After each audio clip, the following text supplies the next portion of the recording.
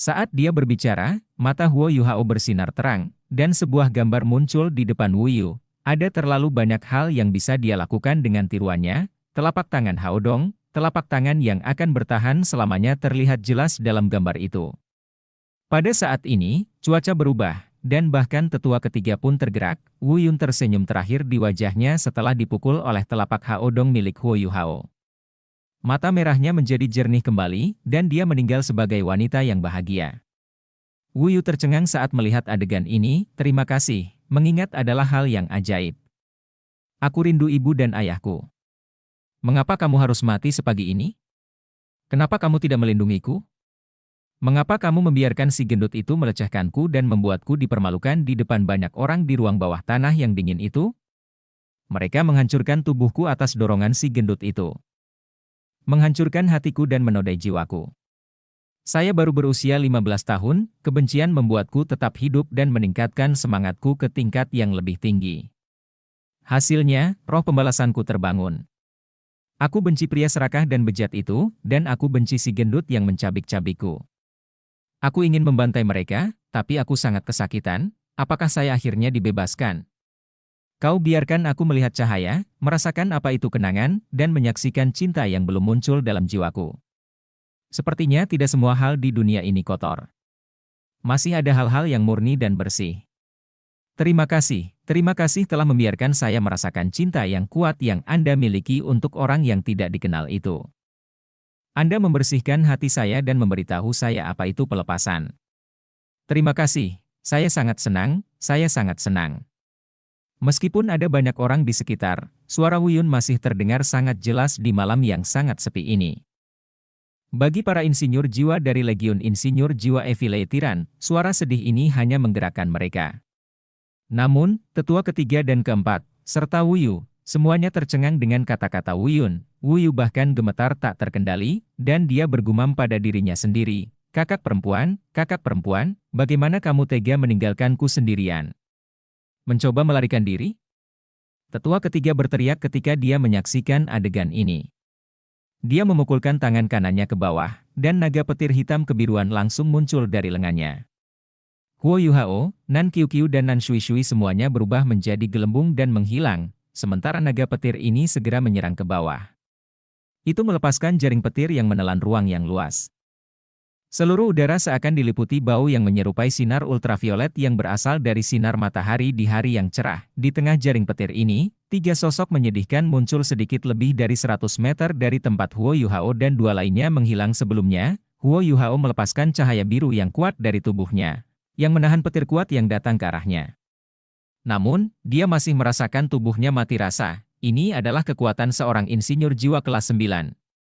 Dia berhasil membuat ketiganya muncul kembali dengan mudah. Sebagai satu-satunya orang sukses yang menyelesaikan rencana prajurit tertinggi, Huo Yuhao tidak punya niat untuk menyerah, meskipun dia berada dalam situasi genting saat ini. Dia hampir berhasil menggunakan tiruannya untuk membingungkan lawan-lawannya, termasuk 2 judul Do Uluo, dan melarikan diri. Langit tertutup rapat, jadi satu-satunya kesempatan mereka untuk melarikan diri adalah melalui tanah. Mereka hanya mempunyai peluang jika mereka memasuki kota dan mengeksploitasi geografi yang kompleks dan situasi yang berantakan untuk keuntungan mereka. Pada saat yang sama, Huo Yuhao harus mengandalkan domain interferensi spiritual dan imitasinya. Namun, tetua ketiga bereaksi terlalu cepat dan mematikan harapan mereka. Huo Yuhao tidak tahu alat jiwa apa yang digunakan tetua ketiga. Namun, penindasan luar biasa yang dia alami menyebabkan dia menjadi tidak bisa bergerak sama sekali saat dia melepaskan domain es abadi miliknya. Perbedaan kemampuan mereka terlalu besar. Meskipun kekuatan jiwanya sudah berada di peringkat 60, secara teknis dia masih menjadi raja jiwa karena jumlah cincin jiwa yang dimilikinya. Kesenjangan antara Raja Jiwa dan gelar Do Uluo, dan Insinyur Jiwa kelas 6 dan kelas 9, tidak diragukan lagi terlalu besar baginya untuk membuat perbedaan. Dia bisa merasakan bahwa lawannya tidak berniat membunuh mereka bertiga. Dia ingin menangkap mereka hidup-hidup. Itu mungkin karena Nan Shui dan Nan Qiuqiu, tetua ketiga tidak tega membunuh mereka. Bisakah Huo Yuhao menemukan kesempatan untuk melarikan diri setelah ditangkap? Huo Yuhao masih memiliki beberapa kartu truf yang belum dia gunakan. Namun, kartu truf ini sepertinya tidak berguna melawan insinyur jiwa kelas 9. Apa yang harus dia lakukan? Meskipun dia biasanya sangat mudah beradaptasi, dia tidak bisa memikirkan cara untuk membebaskan dirinya. Gambar yang dia bentuk menggunakan tiruannya telah menghilang, dan Wu Yu menatapnya dengan mata yang benar-benar merah. Dia berkata kepada tetua ketiga dengan dingin, "Saya ingin dia hidup. Saya ingin menjadikannya boneka manusia dan mencambuknya setiap hari. Saya ingin menyiksanya sampai terasa lebih buruk daripada kematian, untuk membalaskan dendam kakak perempuan saya." Suara Wu Yu sangat tajam.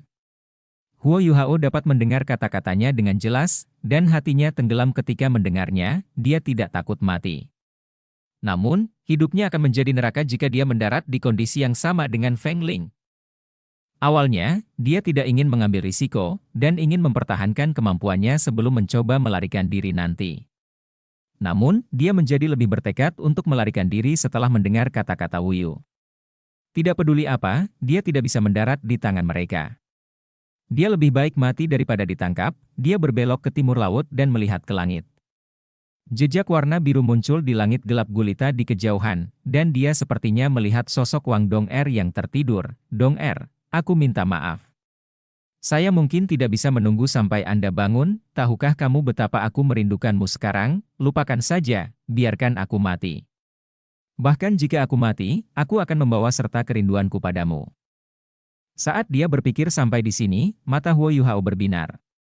Matanya menjadi lebih jernih, dan rasa kerinduan menyebar darinya. Tekadnya melonjak, dan cahaya keemasan memancar dari tubuhnya, menerangi sekelilingnya yang gelap gulita. Tetua ketiga dan keempat, serta Wu Yu, adalah individu terkuat yang pernah ada. Mereka langsung bereaksi saat melihat perubahan yang dialami Huo Yuhao. Tetua ketiga melambaikan tangannya, semuanya, mundur.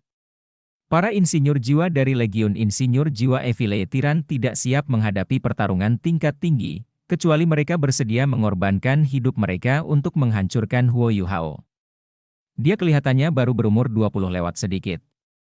Tapi kenapa tekadnya begitu kuat? Bagaimana dia bisa mencapai budidaya seperti itu? Bahkan Wu Yu mati di tangannya. Bahkan dengan budidaya tetua ketiga dan keempat, mereka masih sangat serius ketika merasakan kekuatan budidaya spiritual Huo Yuhao. Tidak sulit bagi mereka untuk membunuhnya, tetapi akan membosankan bagi mereka untuk menangkapnya hidup-hidup. Mereka juga sangat ingin tahu tentang dia. Entah itu keterampilan jiwanya, seperti peniruan dan interferensi spiritual, kultivasinya, atau kekuatan spiritualnya yang tidak normal. Dia adalah jenis subjek penelitian yang disukai Gereja Roh Kudus. Jika mereka mencoba menghancurkannya, Nan Shui-Shui dan Nan Qiu-Qiu kemungkinan besar tidak akan lolos dari dampaknya. Meskipun tetua ketiga terdengar sangat tidak berperasaan, dia akan menyerang mereka begitu saja jika dia tidak lagi memiliki perasaan terhadap Nan Shui-Shui. Kenapa dia harus menunggu sampai sekarang? Pada titik ini, seberkas cahaya keemasan lain yang selaras dengan tekad kuat Huo Yuhao bersinar jauh di timur. Terlebih lagi, seberkas cahaya keemasan ini tampak lebih terang. Rasanya seperti matahari terbit di timur.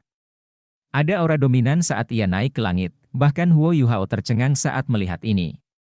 Ini, Gereja Roh Kudus tidak mengetahuinya, tetapi dia jelas menyadari fakta bahwa dia tidak memiliki bala bantuan. Hanya mereka yang tersisa dalam misi penyelamatan ini. Mungkinkah itu Suster Xiao Tao?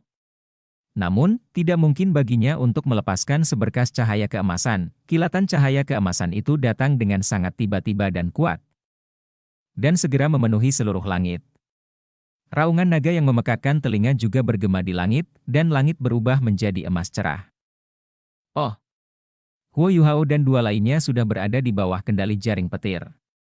Menurut pendapat penatua ketiga, Huo Yuhao tidak mungkin melarikan diri mengingat budidayanya. Itulah sebabnya dia dan tetua keempat mengalihkan perhatian mereka pada perubahan mendadak yang terjadi di kejauhan. Lagi pula, mereka tidak tahu berapa banyak orang yang datang bersama Huo Yuhao, dan berapa banyak orang kuat yang ada. Meskipun Wu Yu telah memperoleh beberapa informasi dari Feng Ling, kondisi mental Feng Ling tidak stabil. Sulit untuk mengatakan seberapa kredibelnya dia. Sepertinya dia tidak tahu jam berapa sekte Tang harus bergerak. Para insinyur jiwa dari Legiun Insinyur Jiwa Evile Tiran memang terlatih dengan baik. Meskipun komandan mereka tidak ada, mereka tetap memberikan respons yang ditargetkan dengan segera, sinar cahaya yang menyilaukan ditembakkan dari area di mana semua alat jiwa dikerahkan, membentuk jaring kematian berwarna biru yang mencapai seberkas cahaya keemasan yang datang dari jauh. 100 insinyur jiwa di udara juga mengadopsi formasi baru untuk menargetkan seberkas cahaya keemasan yang masuk. 30 dari mereka dibagi menjadi kelompok yang terdiri dari 5 orang, dan masing-masing kelompok bertugas memimpin alat jiwa yang sangat besar. Alat-alat jiwa ini tampak seperti pentagram, dan ada tiang-tiang logam yang menjulur dari sudut-sudutnya. Setiap tiang diangkat di bahu insinyur jiwa. Sedangkan bagian tengahnya berisi entitas berbentuk bola yang menyerupai mata. Cahaya biru tua bersinar di atas entitas seperti bola ini, dan gelombang kekuatan jiwa yang kuat mengalir darinya, kilatan cahaya keemasan yang masuk berbenturan dengan jaring biru ini. Namun, yang mengejutkan adalah tidak terjadi ledakan. Garis cahaya keemasan dengan cepat menghilang melalui jaring, dan diubah menjadi titik cahaya keemasan yang tersebar di udara. Apa? Semua orang dari Kekaisaran Matahari Bulan tercengang ketika mereka mendengar betapa kerasnya guntur, tetapi melihat betapa sedikitnya hujan yang turun. Pada saat ini, ledakan dahsyat terdengar di bawah kaki mereka, seberkas cahaya keemasan yang tampak seperti naga bergerak muncul di area tempat semua alat jiwa dikerahkan. Kilatan cahaya keemasan itu terlalu cepat. Kemanapun ia melewatinya, peralatan jiwa langsung hancur, dan jeritan menyedihkan mulai terdengar. Penatua ketiga berteriak, apa yang dilakukan alat jiwa pengintai udara? Kunci mereka. Saat dia berbicara, dia menatap ke arah tetua keempat. Dia harus mempertahankan benteng di sini dan mengendalikan Huo Yuhao dan dua lainnya. Lebih cocok bagi tetua keempat untuk menghadapi seberkas cahaya keemasan itu. Tetua keempat sedikit mengangguk. Cincin jiwa mulai muncul dari bawah kakinya saat dia mengangkat tangan kanannya. Ada 9 cincin jiwa, 2 kuning, 3 ungu dan 4 hitam. Mereka memamerkan kemampuannya yang luar biasa, berjudul Douluo. Kabut hitam tebal juga keluar dari tubuhnya, menyelimuti dirinya sepenuhnya. Tidak ada bagian tubuhnya yang terlihat, kabut hitam ini mulai turun. Saat bergeser, ia menampakkan aura yang tajam, meski terlihat sangat lembut.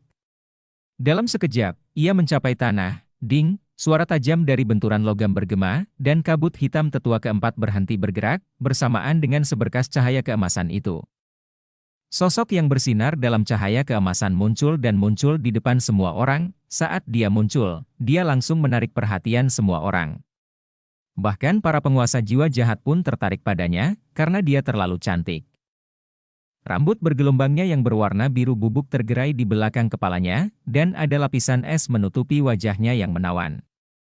Naga emas ilusi secara halus muncul di sekujur tubuhnya. Dia juga memegang tombak panjang dengan 2 sisi runcing, mengarah secara diagonal ke arah langit. Meskipun dia berdiri di tempatnya, dia tampak seperti ciptaan terhebat yang pernah ada. Pada saat ini, dia sedang melihat Huo Yuhao yang terperangkap di dalam jaring petir tetua ketiga dengan matanya yang besar dan berwarna biru pucat. Huo Yuhao tampak linglung.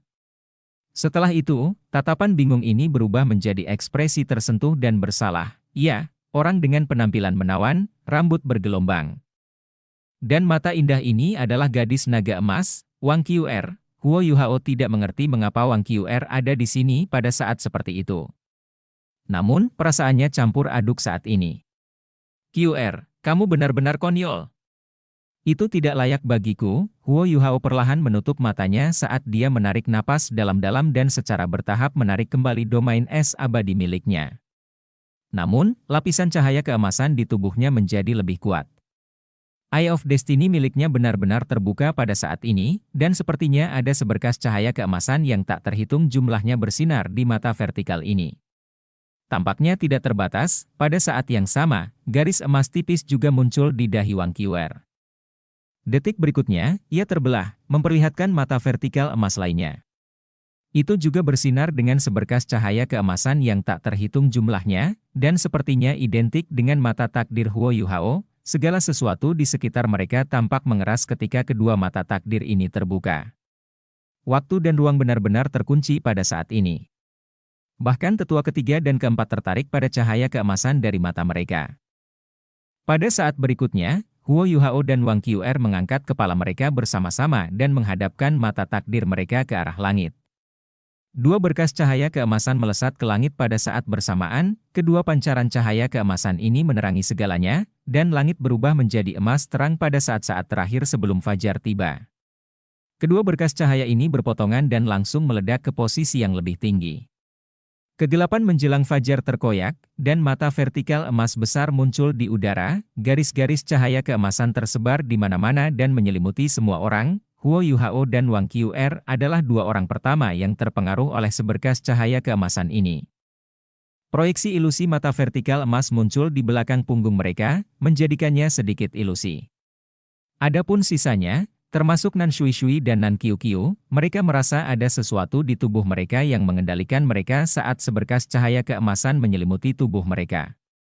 Perasaan krisis dan penindasan yang tak terlukiskan dengan cepat menyebar di hati mereka. Tatapan takdir. Ini adalah versi Destiny Gazi yang sebenarnya dan lengkap. Selain Huo Yuhao dan Wang Qr, mata vertikal kecil juga muncul di atas kepala semua orang. Namun, mata vertikal di atas Nan Shui dan Nan Qiu berwarna emas redup. Mata vertikal di atas yang lain berwarna seputih es, mengambil tindakan. Cepat. Bunuh mereka. Jeritan tajam terdengar. Yang pertama bereaksi bukanlah keduanya yang berjudul Do Uluo, tetapi jiwa Do Uluo bercincin 8, Wu Yu. Dia memiliki jiwa bela diri tipe spiritual, jadi dia paling tidak terkejut dengan semua yang terjadi.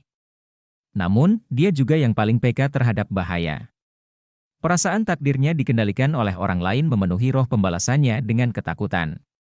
Seiring dengan kesan mendalam yang diberikan oleh adegan dalam imitasi Huo Yuhao, dia hanya memiliki satu pikiran di benaknya saat ini, melarikan diri. Satu-satunya cara baginya untuk melarikan diri adalah dengan membunuh Huo Yuhao, Wang Qr, dan yang lainnya. Setelah dia membunuh mereka, semuanya akan kembali normal, jeritanya dipenuhi dengan gelombang spiritual. Para insinyur jiwa yang linglung segera tersentak bangun, tiba-tiba, seberkas cahaya biru yang tak terhitung jumlahnya melayang di udara dan mulai menjangkau ke arah Huo Yuhao dan yang lainnya. Sebagian besar senjata ditujukan ke Huo Yuhao dan Wang Qr, namun, sesuatu yang aneh terjadi saat ini. Sinar jiwa dan peluru meriam yang ditembakkan ke arah mereka berempat tidak menghasilkan apa-apa, sepertinya mereka telah menutupi setiap sudut, dan Huo Yuhao serta Wang Qr tidak mungkin melarikan diri, tetapi tidak ada tembakan yang mengenai mereka. Sinar jiwa dan peluru meriam melewati tubuh mereka, seolah-olah ada kekuatan khusus dan misterius yang melindungi mereka dari bahaya. Bahkan Nan Shui dan Nan Qiu terhindar dari bahaya, karena banyak sinar jiwa melewati tubuh mereka. Idiot, siapa yang menyuruhmu menyerang? Tutupi sekeliling kita dan jangan biarkan mereka kabur. Penatua ketiga berteriak dengan marah dan mengencangkan jaring petirnya. Yang membantu memblokir serangan yang datang dari Legiun Insinyur Jiwa Evile Tiran terhadap Huo Yuhao dan yang lainnya. Meskipun Huo Yuhao hanyalah subjek penelitian yang bagus, dia tidak bisa membiarkan Nan Shui dan Nan Qiu dirugikan. Saat dia berteriak, Huo Yuhao dan Wang Qr bergerak pada saat yang sama, seolah-olah mereka terhubung secara telepati. Huo Yuhao tenggelam, dan sepertinya dia mencoba bertabrakan dengan jaring petir di bawahnya.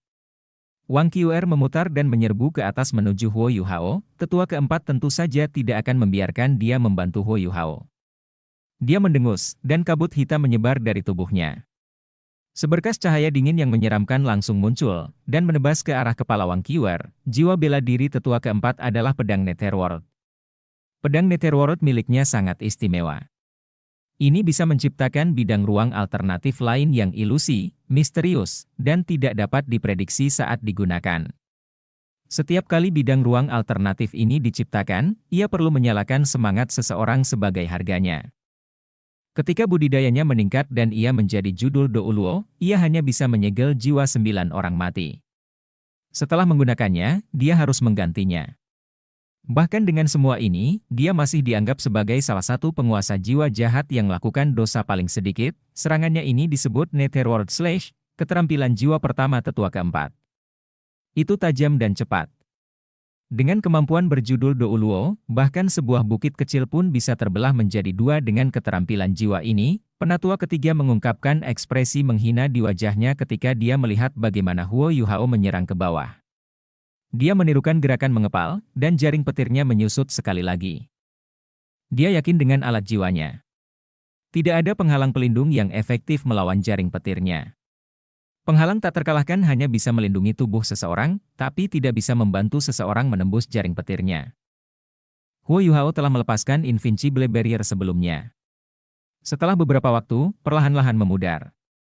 Saat ini, tetua ketiga mengira dia sedang mendekati kematian dengan berbenturan langsung dengan jaring petirnya. Jaring petirnya disebut Lightning Goddess Binding, alat jiwa kelas 8. Meskipun sebagian besar merupakan tipe kontrol, itu masih diklasifikasikan sebagai alat jiwa kelas 8 dalam hal kekuatannya. Huo Yuhao terjun ke bawah sementara Wang Qr menyerbu ke atas, dan mereka berdua menghadapi intersepsi dari judul Douluo. Namun, mereka tidak sedang melihat lawan mereka saat ini. Sebaliknya, mereka saling memandang. Wang Qr melihat ekspresi meminta maaf dan ragu di mata Huo Yuhao. Tapi Huo Yuhao hanya bisa melihat tekad Wang Qr. Keduanya semakin dekat dan dekat, tetapi keduanya berjudul Douluo juga mencegat mereka pada saat ini, jaraknya kurang dari 50 meter satu sama lain. Tetapi 50 meter ini seperti jurang besar yang memisahkan mereka saat ini, mereka tidak melakukan interaksi verbal apapun. Dan Huo Yuhao bahkan tidak melepaskan deteksi spiritualnya. Namun, perubahan lain terjadi saat ini, kaki kiri mereka bersinar pada saat bersamaan. Cahaya aneh namun buram muncul, detik berikutnya, jaring petir milik tetua ketiga menyapu udara, dan tebasan Netherworld milik tetua keempat tidak mengenai apapun. Huo Yuhao dan Wang Qr keduanya menghilang saat ini. Meskipun mereka menghilang hanya sesaat, mereka berhasil menghindari intersepsi kedua judul Douluo ini. Ketika mereka muncul lagi, mereka sudah bersebelahan, 6 mata saling memandang. Selain 2 pasang mata biasa, ada juga sepasang mata takdir. Mengapa kamu harus melakukan ini? Huo Yuhao bertanya dengan lembut, Wang Qr menatapnya dengan dingin, dan sesuatu muncul di matanya. Karena aku bersedia. Huo Yuhao merasakan betapa hangatnya telapak tangan Wang Qiu ketika dia memegang tangannya. Kekuatan jiwa mereka langsung terhubung sepenuhnya, mata takdir mereka bersinar terang di dahi mereka, dan mereka juga melepaskan cahaya keemasan dari tubuh mereka pada saat yang bersamaan, aura mereka mengalami transformasi saat ini. Naga emas yang awalnya berputar di sekitar Wang Qr kini tiba-tiba berputar di sekitar keduanya. Cahaya biru yang berasal dari tubuh Huo Yuhao juga dilepaskan dengan tubuh mereka sebagai pusatnya, ya, itu adalah perpaduan jiwa bela diri.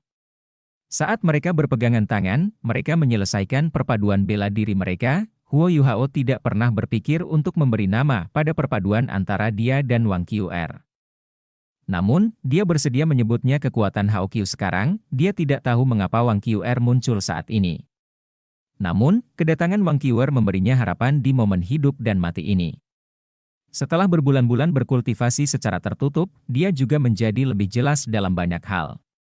Hutangnya pada Wang Qr menjadi lebih dalam saat ini. Dia hanya sekali bertanya pada dirinya sendiri apakah Wang Qr benar-benar tidak pantas berada di hatinya.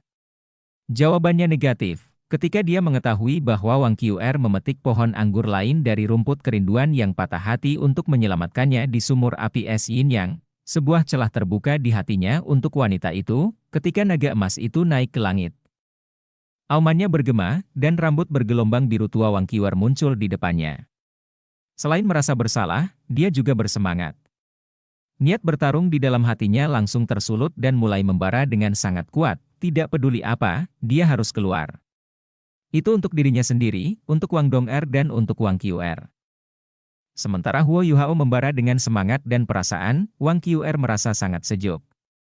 Ada aura sejuk datang dari telapak tangan Huo Yuhao. Sikap sejuk ini sangat nyaman, apalagi saat tangannya sedang dipegang oleh tangannya yang kuat namun stabil. Dia hanya merasa hatinya bertabrakan dengan sesuatu. Ketahanan yang dia kumpulkan sebelum datang sepertinya hancur sekali lagi, musuh bebuyutan. Dia musuhku, Wang Qr mengatupkan bibirnya erat-erat. Namun, dia juga sedikit tersipu, yang membuatnya terlihat semakin menawan. Jika dia bersamanya, lalu bagaimana jika dia melawan ribuan musuh? Hanya mereka berdua yang mengetahui perubahan psikologis mereka sendiri. Meskipun mereka belum pernah menghadapi banyak musuh bersama di masa lalu. Mereka tampaknya sudah memiliki telepati yang hebat satu sama lain, dan itu tidak kalah dengan telepati antara Huo Yuhao dan Wang Dong'er. Tulang kaki kiri teleportasi instan membuat mereka dekat satu sama lain. Ketika jiwa bela diri mereka menyatu, mereka berdua melampaui budidaya aslinya dan mencapai alam lain. Pada titik ini, Huo Yuhao sedang memegang Wang Qr dengan tangan kanannya. Tangan kirinya kosong. Ketika dia menarik Wang Qr, dia mengangkat tangan kirinya, dan putri salju kecil itu diam-diam berpisah dari punggungnya. Cahaya putih juga mulai muncul di belakang punggung Huo Yuhao. Adegan ajaib lainnya juga terjadi di belakang Huo Yuhao dan Wang Qr. Setelah mereka melepaskan Destiny Gaze sebelumnya, proyeksi mata vertikal muncul di belakang punggung mereka masing-masing. Mata vertikal ini sekarang juga berubah menjadi oranye keemasan. Pengikatan Dewa Petir Tetua ketiga kehilangan efeknya di langit, dan dia tidak punya pilihan selain berhenti, karena dia terkejut. Nan Shui dan Nan Qiu masih terjebak dalam ikatannya, dan dia harus menghadapinya terlebih dahulu. Dia mengangkat tangan kanannya dan menariknya ke samping. Namun, Wu Yu tidak sabar, dan dia segera melepaskan Spirit of Feng Yanche hitam pekatnya. Dia berteriak dan menyerang Huo Yuhao dan Wang Qr dengan ketakutan. Seberkas cahaya biru tua menyapu langit, membawa hawa dingin yang menyeramkan dan kebanggaan permaisuri salju. Ia bahkan tidak peduli dengan pedang Netherworld tetua keempat dan langsung menuju ke kepalanya. Pedang Netherworld miliknya hanya melewati Huo Yuhao dan Wang Qr.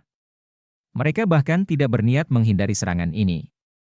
Apakah penatua keempat melakukan kesalahan? Namun, pedang permaisuri Huo Yuhao, Gletser tanpa salju, mendarat langsung di atas kabut hitam. Kabut hitam tempat tetua keempat berada, langsung terbentuk dan diubah menjadi ujung pedang-pedang Netherworld miliknya sebelum melesat ke atas. Menghalangi Gletser tanpa salju milik Huo Yuhao, namun, sesuatu yang aneh terjadi. Saat kedua pedang itu hendak berbenturan, pedang permaisuri Huo Yuhao tampaknya dipandu oleh kekuatan yang tidak diketahui. Bahkan kemampuan mengunci tetua keempat kehilangan efeknya pada saat ini, dan pedang permaisuri Huo Yuhao melewati pedang Netherworld-nya sebelum menebas kabut hitamnya. Apa? Tetua keempat mengerang. Saat dia menghilangkan kabut hitamnya, dia muncul kembali di udara dan berubah menjadi patung es. Meskipun bungkusan es ini hancur pada saat berikutnya, tetua keempat masih terkena pedang permaisuri Huo Yuhao, dan dia terhuyung mundur. Seluruh proses terjadi dengan sangat cepat. Namun masih sulit dipercaya. Bagaimana penatua keempat begitu mudah terkena dalam bentrokan langsung melawan lawannya, meskipun dia adalah seorang berjudul Douluo? Selain itu, kemampuan Huo Yuhao jauh di bawahnya. Huo Yuhao mengungkapkan sedikit senyuman di wajahnya. Dia berbalik dan mengangkat kepalanya. Eye of Destiny miliknya memancarkan warna emas keunguan saat ini. Itu adalah kejutan spiritualnya. Wu Yu tiba-tiba berhenti di udara. Setelah itu, dia berteriak dengan menyedihkan dan bahkan terlempar ke belakang. Meskipun dia seharusnya memiliki kekebalan yang besar terhadap kemampuan Huo Yuhao mengingat dia juga seorang guru jiwa tipe spiritual, dia benar-benar tertekan, karena budidaya spiritualnya lebih rendah daripada budidaya spiritual Huo Yuhao. Budidaya spiritual murni Huo Yuhao sudah lebih unggul dari miliknya. Selain itu, kekuatan jiwanya telah menyatu dengan kekuatan jiwa Wang Qr, dan dengan demikian kekuatan jiwanya secara keseluruhan meningkat. Dalam hal kultivasi, kombinasi Huo Yuhao dan Wang Qr ini tidak lebih lemah dari Wu Yu. Saat Huo Yuhao menyerang, Wang Qr tidak tinggal diam. Ketika Huo Yuhao melepaskan telapak permaisurinya, dia jelas menyadari apa yang coba dilakukannya. Dia mengangkat tombak naga emasnya, dan cahaya keemasan terpancar dari tubuhnya. Cahaya keemasan ini, yang tampak bersinar dalam lapisan tebal, langsung berkumpul menuju tangan kanannya. Telapak tangan permaisuri Huo Yuhao menebas patung es itu. Detik berikutnya, tombak Wang Qr berubah menjadi seberkas cahaya keemasan yang melesat lurus ke arah dada tetua keempat. Wang Qr sangat mahir dalam konfrontasi langsung. Kekuatannya yang menakutkan membuatnya diakui secara publik sebagai prajurit naga terbaik di turnamen Master Jiwa Pemuda Elit Kontinental. Saat ini, dia tidak hanya mengeluarkan kekuatannya sendiri. Dia juga memiliki kekuatan jiwa Huo Yuhao untuk melengkapi dirinya. Mengingat kekuatan jiwa mereka sepenuhnya kompatibel, perpaduan kekuatan jiwa mereka tidak hanya memicu peningkatan linear. Kilatan cahaya keemasan itu membawa kekuatan Wang Qr dan niat spiritual Huo Yuhao, dan langsung mencapai tetua keempat. Tetua keempat mengerang, dan cahaya hijau tua bersinar dari pedang Netherworld miliknya. Jeritan tragis terdengar, dan sosok berbentuk manusia samar-samar terlihat hancur. Cahaya yang datang dari pedang Netherworld tetua keempat berubah menjadi aneh. Cahaya pedang berwarna hijau tua dibiaskan dan menyebabkan segalanya tampak seolah-olah berasal dari dua dunia berbeda. Pedang Netherworld keunguan lainnya diam-diam muncul dan mempertahankan posisi paralel dengan pedang Netherworld berwarna hijau tua. Tombak naga emas milik Wang Qiu dengan cepat melesat ke depan dan menusuk tepat di antara dua pedang Netherworld milik tetua keempat. Namun, keduanya bergabung bersama pada saat ini, dan lapisan cahaya perak yang kuat dilepaskan dari antara kedua pedang ini, terdengar dentang logam, dan tombak Wang Qiu bergetar hebat. Itu sudah menusuk di tengah-tengah kedua pedang, tapi tidak berhasil menembusnya sepenuhnya. Oleh karena itu, ia gagal mencapai dada tetua keempat. Ekspresi Wang Qiu sedikit berubah. Detik berikutnya, tombaknya telah berubah menjadi seberkas cahaya yang mengalir dan melompat ke udara. 9 cincin jiwa tetua keempat mulai berkedip masing-masing satu kali, namun dalam urutan acak. Ya, inilah kemampuan pedang Netherworld miliknya untuk memanfaatkan kekuatan ruang. Tetua keempat dengan dingin menatap mereka, kau menyia-nyiakan jiwaku di dunia bawah. Kalau begitu, aku akan menggunakan jiwamu untuk menggantikannya. Pedang Netherworld miliknya yang berwarna hijau tua melesat ke depan, sementara pedang keunguannya menghilang. Namun, cincin jiwa kedua dan ketiga menyala pada saat bersamaan, dia akan melepaskan Netherworld Force dan Myriad Netherworld Blades miliknya. Lampu hijau bersinar sangat terang, dan pedang Netherworld milik tetua keempat langsung membesar. Itu berubah menjadi pedang tajam yang tak terhitung jumlahnya yang ditembakkan ke arah Huo Yuhao dan Wang Qiu. Tiba-tiba, seluruh langit berubah menjadi hijau, dan ruang angkasa itu sendiri tampak seolah-olah akan dihancurkan. Inilah yang mampu dilakukan oleh Titoul Douluo. Meskipun budidaya tetua keempat tidak bisa dibandingkan dengan tetua Xuan, dia tetaplah seorang berjudul Douluo, dan kekuatan bertarungnya masih sangat menakutkan. Huo Yuhao dan Wang Qiu menjadi sangat serius. Namun, mereka tidak berniat mundur, keduanya saling menatap. Wang Qiu dengan cepat bergerak ke depan Huo Yuhao, dan dia melepaskan tangannya. Sebaliknya, dia mengencangkan tangannya di sisi pinggangnya, pinggang Wang Qiu sangat ramping. Tangan Huo Yuhao menutupi 2/3 lingkar pinggangnya begitu saja. Namun, pinggang rampingnya dipenuhi dengan kekuatan ledakan, Ci. Wang Qiu berteriak, dan 7 cincin jiwa muncul dari bawah kakinya. Ya, 7 cincin jiwa. Wang Qiu berhasil maju dari 6 deringan menjadi 7 deringan hanya dalam beberapa bulan. Terlepas dari peningkatan kekuatan jiwa yang dia dapatkan dari lembah pertanyaan cinta Yin Yang, budidayanya sendiri juga meningkat secara signifikan melalui turnamen sebelumnya. Dia sekarang adalah seorang Soul Sage, dan telah meningkat secara signifikan dari sebelumnya. Kepala naga emas raksasa diam-diam muncul di depan tubuhnya. Dia menyatukan kedua telapak tangannya sebelum membungkusnya satu sama lain. Pada saat ini, cincin jiwanya yang pertama, kedua dan ketiga menyala. Keterampilan jiwa pertama, kedua dan ketiga tubuh naga emas, kekuatan naga, dan tinju naga emas dilepaskan pada saat ini. Pedang Netherworld terus melintas di udara, tapi mereka tidak menyerang apapun selain Huo Yuhao dan Wang Qiu karena kekuatan takdir.